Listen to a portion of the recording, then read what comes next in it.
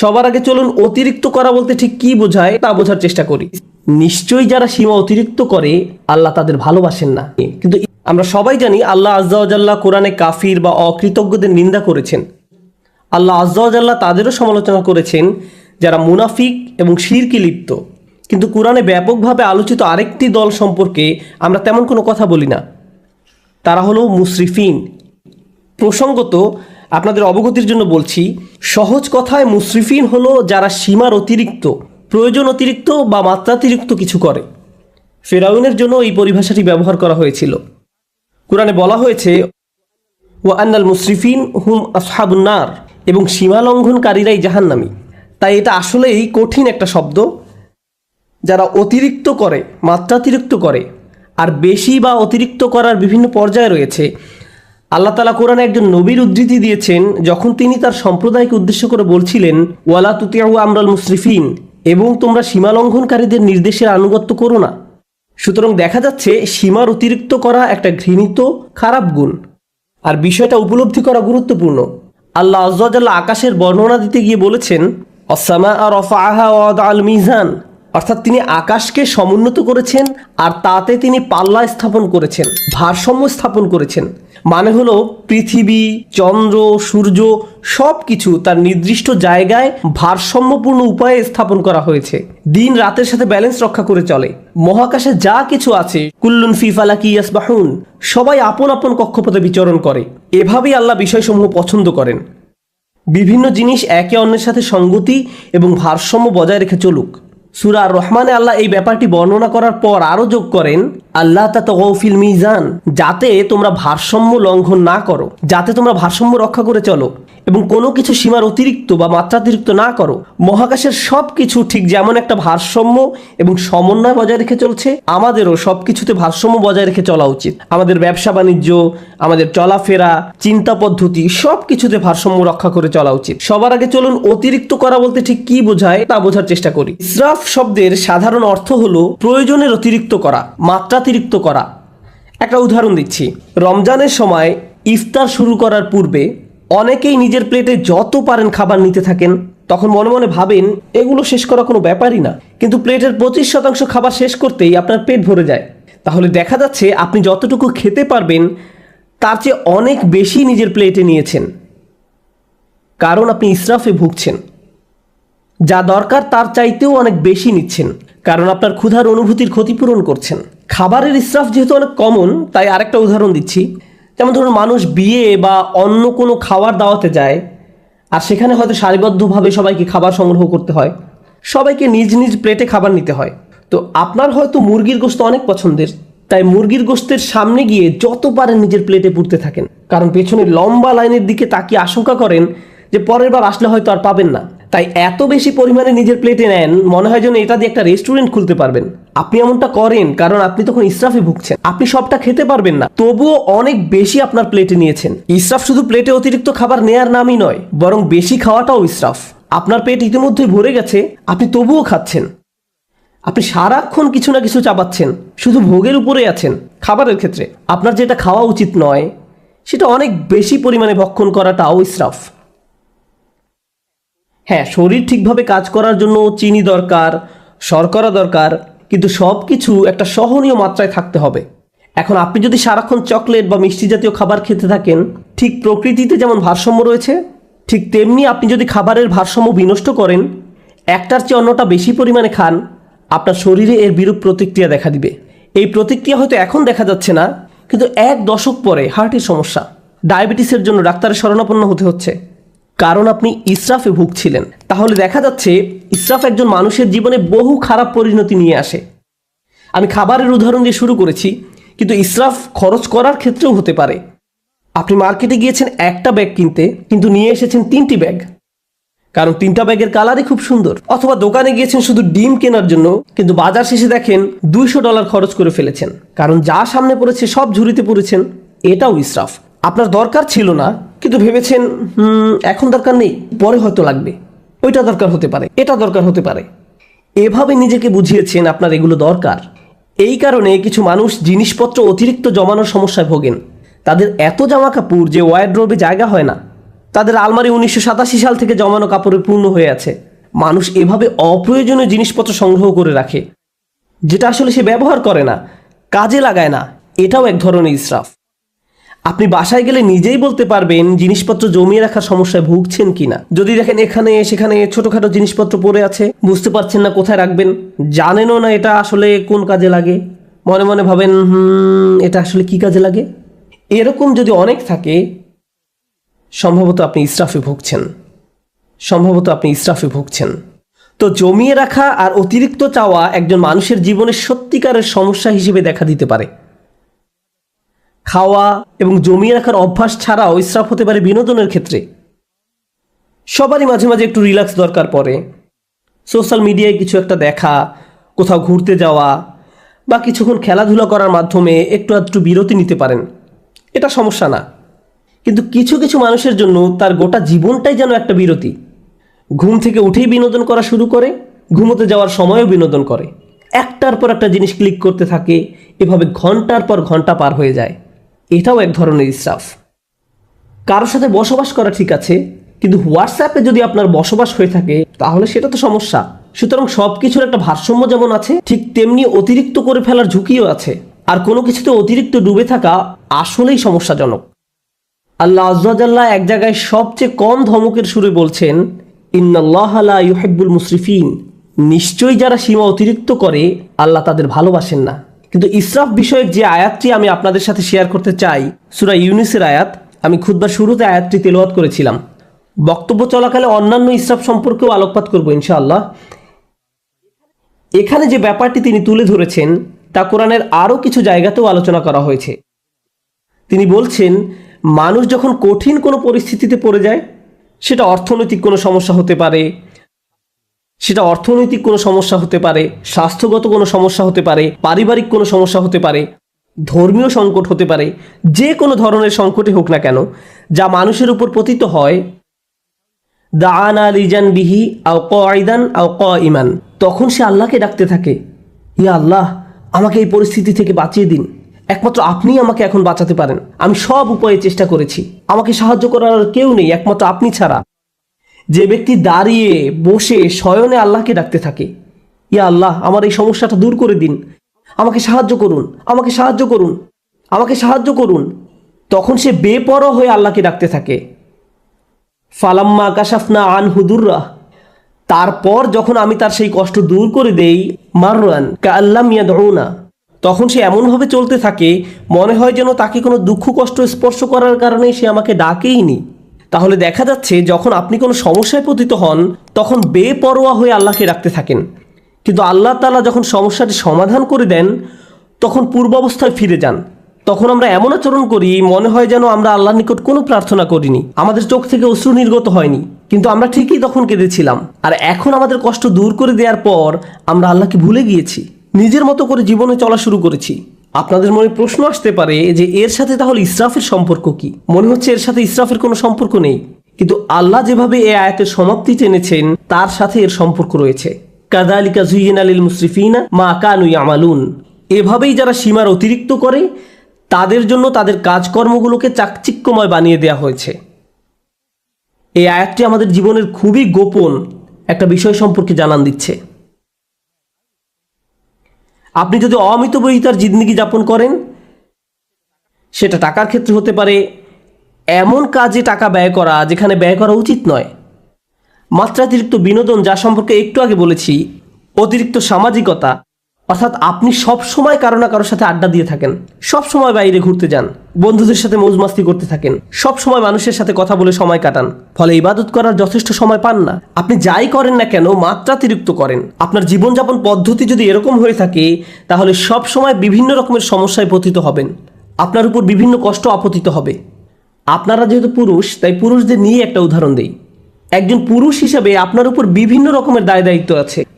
আপনার বাবা মায়ের প্রতি দায় দায়িত্ব আছে, ভাই বোনের প্রতি দায়িত্ব রয়েছে, আপনার স্ত্রীর প্রতি দায়িত্ব রয়েছে, আপনার সন্তান সন্ততির উপর দায়িত্ব রয়েছে, তার উপর রয়েছে ধর্মীয় দায় দায়িত্ব, চাকরির দায় দায়িত্ব, অর্থনৈতিক দায় দায়িত্ব, বন্ধু বান্ধবের খোঁজ খবর নেয়া, নিজের শরীর ঠিক রাখা সহ নানান রকমের ব্যাপার চারিদিক থেকে প্রতিনিয়ত আপনাকে টানছে।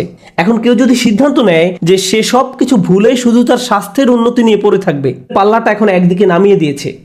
সে হয়তো ভালো স্বাস্থ্য অর্জন করবে ঠিকই, কিন্তু জীবনের অন্যান্য ব্যাপারগুলো তার জন্য নানান রকম সমস্যা বয়ে নিয়ে আসবে। অথবা কেউ বলল আমি শুধু আমার সন্তানদের যত্ন নিব, বাবা মায়ের কথা ভুলে যাব, তাদের কথা ভুলে যান, তাহলেও আপনার জীবনে বহু সমস্যা দেখা দিবে। তাই আমরা যদি একটা ব্যাপারের কুরবানি দিয়ে অন্য ব্যাপারগুলো নিয়ে পড়ে থাকি, সব সময় কিছু না কিছু থাকবে যা আপনার মনোযোগের দাবি জানাবে, যার ভারসাম্য রক্ষা করা প্রয়োজন। প্রতিবার যখন আমরা একটা কিছু অতিরিক্ত পরিমাণে করি, এর মাধ্যমে আমরা আসলে অন্য আরেকটা ব্যাপারকে অগ্রাহ্য করি, বঞ্চিত করি, কিছু একটার অধিকার আমরা অস্বীকার করি। ফলশ্রুতিতে আমাদের জীবন পথে নানান রকম সমস্যা এসে জড়ো হয়। তারপর আমরা আমাদের সমস্যা দূর করে দেওয়ার জন্য আল্লাহর কাছে দোয়া করি। আমরা যখন কোনো কষ্টকর সময় পতিত হই, তখন একটি বিষয় আমরা পরীক্ষা করে দেখতে পারি, কোথায় আমি অতিরিক্ত কিছু করেছি, কোন কাজে আমি বেশি আচ্ছন্ন হয়ে পড়েছিলাম, কোন ব্যাপারটা আমি উপেক্ষা করেছি, আর কোন ব্যাপারটায় আমি অতিরিক্ত মনোযোগ দিয়েছি। আমি কি কোনো কিছুতে বেশি করে ফেলেছি? এজন্যই কি আমি সমস্যায় পড়েছি? যে ভারসাম্য থাকার কথা ছিল সেটা হারিয়ে ফেলার কারণেই কি এমনটা হয়েছে? অতএব এটা আসলে আমাদের ধর্মের অন্যতম একটা মূলনীতি, খুবই শক্তিশালী একটা মূলনীতি। আরেকটা উদাহরণ দিচ্ছি, নিজে নিজে চিন্তা করে দেখুন। আবেগের ক্ষেত্রে অতিরিক্তের সম্ভাবনা রয়েছে। যেমন রাগ হওয়া সাধারণ ব্যাপার, কেউ আপনাকে খারাপ কিছু বললে আপনার রাগ হবে, এটা স্বাভাবিক একটা প্রতিক্রিয়া। এক্ষেত্রে অতিরিক্ত হবে যদি আপনি দিনরাত 24 ঘন্টা মনের মাঝে সেই ক্রোধ পুষে রাখেন, সারাক্ষণ এটা নিয়ে ক্রোধান্বিত থাকেন। একটি পীড়াদায়ক কথা আপনাকে বলা হয়েছিল, আর আপনি কিনা সেই একটি কথা নিয়ে পড়ে রয়েছেন। আপনার চিন্তাভাবনার সব কিছুতেই এটাকে প্রভাব বিস্তার করতে দিয়েছেন। এর ফলে সব কিছুতে আপনার দৃষ্টিভঙ্গি পরিবর্তিত হয়ে গিয়েছে। কোনো কিছুই আপনাকে আর সুখী করে না, ভালো লাগে না। যেসব ব্যাপার আপনাকে কখনোই রাগান্বিত করতো না, সে ব্যাপারগুলো নিয়েও আপনি রেগে যান, সব কিছুতেই আপনি বিরক্তি প্রকাশ করেন। এমনটি যখন ঘটে, তখন আপনার আশেপাশের প্রিয়জনরা এর ফলে কষ্ট পায়। সুতরাং ধারাবাহিক একটা প্রতিক্রিয়া শুরু হয় এবং আপনি নিজেই একটা কষ্টে পতিত হন। কারণ একটা অনুভূতির ক্ষেত্রে আপনি ইসরাফ করেছেন, অনেক দূরে চলে গিয়েছেন। অন্য অনুভূতির ক্ষেত্রেও একই ব্যাপার ঘটেছে। যেমন মজা করা, কৌতুক করা বা মজা করা স্বাভাবিক আচরণ, কিন্তু আপনি যদি সারাক্ষণ হাসি ঠাট্টা করতে থাকেন, শেষে হয়তো কাউকে মনে কষ্ট দিয়ে বসবেন, কোনো কিছুতেই সিরিয়াস হতে পারবেন না। গুরুত্বপূর্ণ কিছু বলা হলো আর আপনি কিনা এটা নিয়ে মশকরা করতে থাকবেন। এর ফলে আপনি অন্য মানুষদের অনুভূতি উপলব্ধি করতে পারছেন না, তাদের প্রয়োজনটা আপনি বুঝতে পারছেন না। তাহলে ইসরাফ একজন মানুষের জীবনে বহু সমস্যা তৈরি করে। ইসরাফ নিয়ে আমার প্রিয় একটা দোয়া, যেটা সূরা আল ইমরানে এসেছে। আমি বহু কারণে এই দোয়াটি পছন্দ করি। তার একটি কারণ হলো, আল্লাহ আযজা ওয়া জাল্লা এমন কিছু মানুষের প্রশংসা করেছেন যারা রাসূলুল্লাহ সাল্লাল্লাহু আলাইহি সাল্লামের আগমনের বহু শতাব্দী পূর্বে তাদের নিজেদের নবীর সাথে নিয়ে আল্লাহ রাস্তায় যুদ্ধ করত।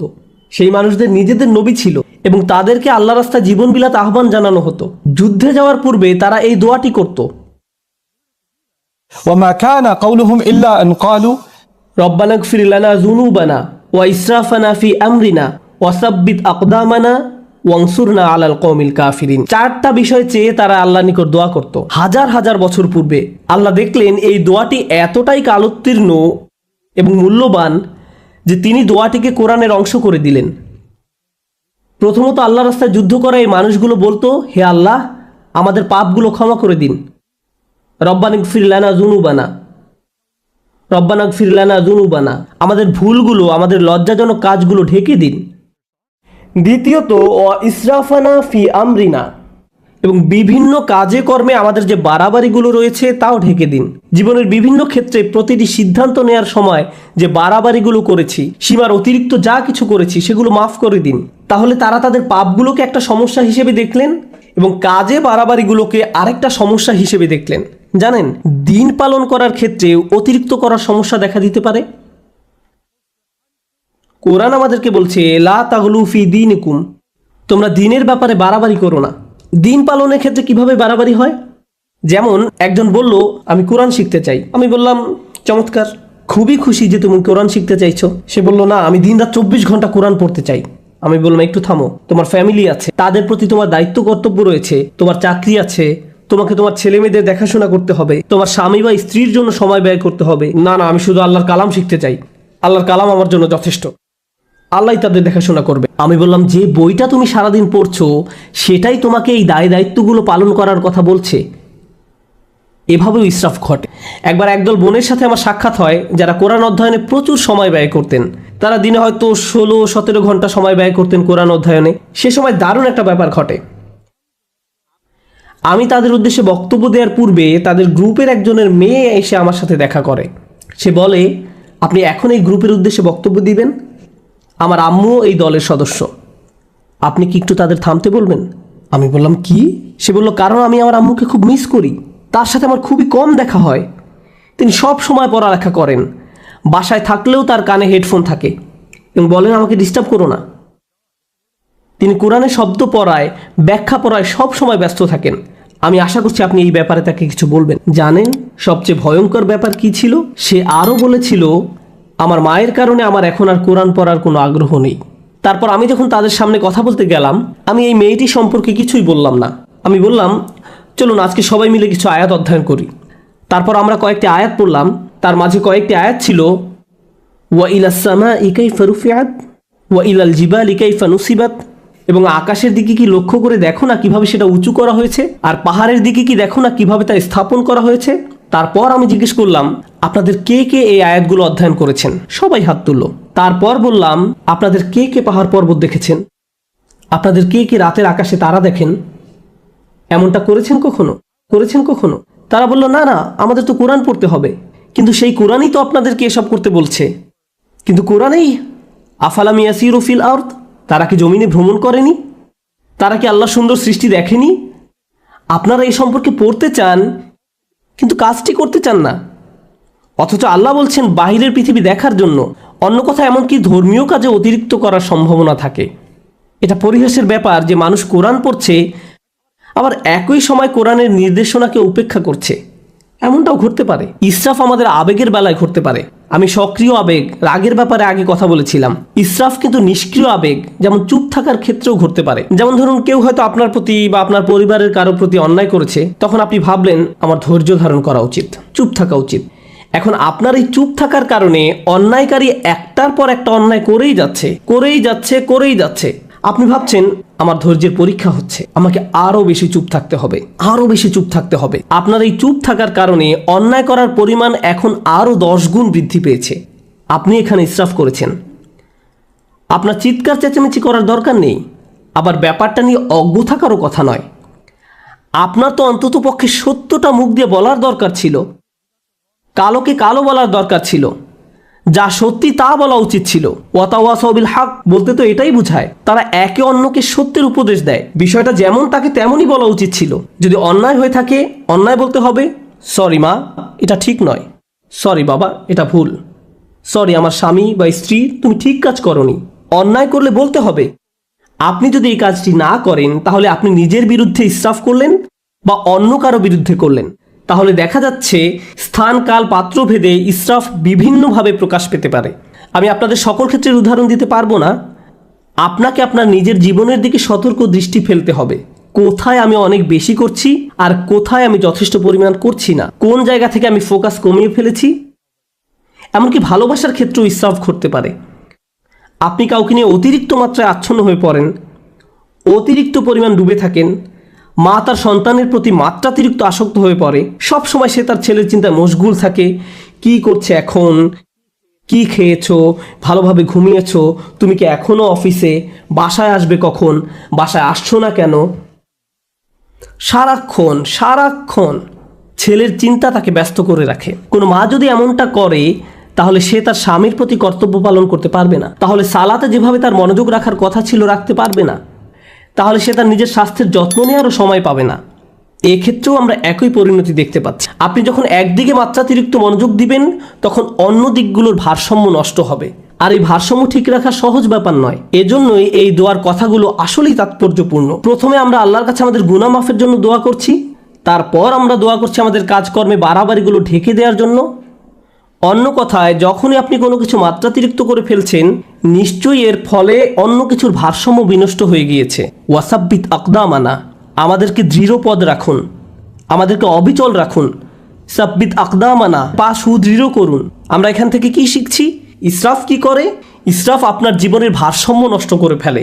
আমরা সূরা ইউনূসের অন্য একটি আয়াত শিখেছি ইসরাফ আমাদের জীবনে নানা রকম সমস্যা নিয়ে আসে, আর এখানে আমরা শিখছি আমাদের পা দৃঢ় থাকবে না যদি আমাদের জীবনে ইসরাফ থাকে। প্রতিবার যখন কিছু আপনি মাত্রাতিরিক্ত করছেন, জীবনের অন্য কিছু তার গতিপথ হারিয়ে ফেলতে পারে। আপনার জীবনে এখন উদ্বেগ উৎকণ্ঠা দেখা দিয়েছে, আপনি সমন্বয় অনুভব করতে পারছেন না, আপনি আপনার অন্তর দিয়ে তা উপলব্ধি করতে পারেন এবং বাইরে থেকেও সঠিক মনে হয়, কিন্তু সব কিছু যখন ভারসাম্য হারিয়ে ফেলে ঠিকমতো ঘুমাতে পারেন না, মানসিক শান্তি হারিয়ে যায়। আপনার চিন্তাভাবনার দিকে নজর দিলেই বুঝতে পারবেন ইসরাফ করছেন কিনা। শুধু নিজের চিন্তার দিকে নজর দিলেই, যদি আপনার পা দৃঢ় থাকে এবং যে অবস্থায় আছেন সেখানে যদি নিজেকে নিরাপদ অনুভব করেন, এটা আসলে প্রমাণ করে যে আপনার জীবন থেকে ইসরাফ দূর হয়ে গিয়েছে। রব্বানা গফির লানা যুনুবানা ওয়া ইসরাফানা ফি আমরিনা ওয়া সাব্বিত আকদামানা।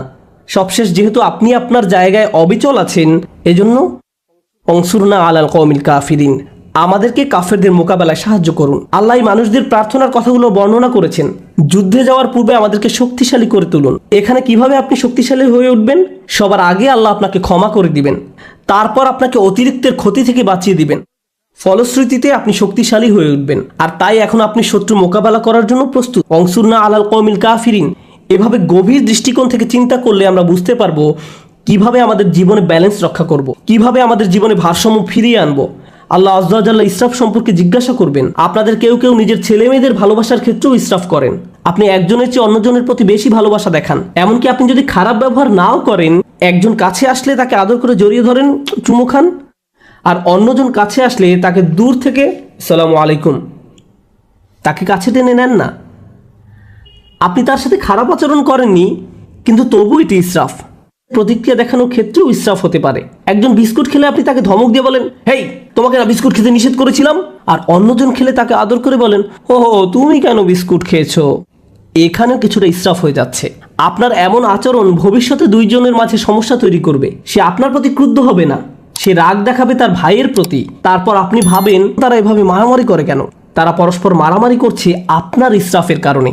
আপনি এটা তৈরি করেছেন, আপনি এই সমস্যা তৈরি করেছেন।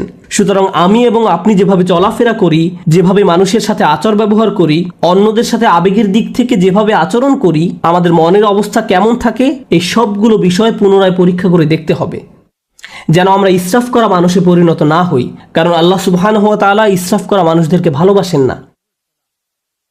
এজন্যই আল্লাহ বলছেন, লা তুতিউ আমরাল মুসরিফিন, যারা সীমার অতিরিক্ত করে তাদের সিদ্ধান্তের অনুসরণ করো না। আমরা দোয়া করি আল্লাহ যেন আমাদের সব ধরনের ইসরাফ থেকে দূরে রাখেন এবং আমাদের জীবনের কোন কোন ক্ষেত্রে আমরা ইসরাফ করছি তা যেন শনাক্ত করার তৌফিক দান করেন এবং এর ফলে যেন আমরা একটি ভারসাম্যপূর্ণ জীবন যাপন করতে পারি। আল্লাহ আমাদের সবাইকে যেন দৃঢ়পদ মানুষে পরিণত করেন এবং আমাদের পাপগুলো ক্ষমা করে দেন।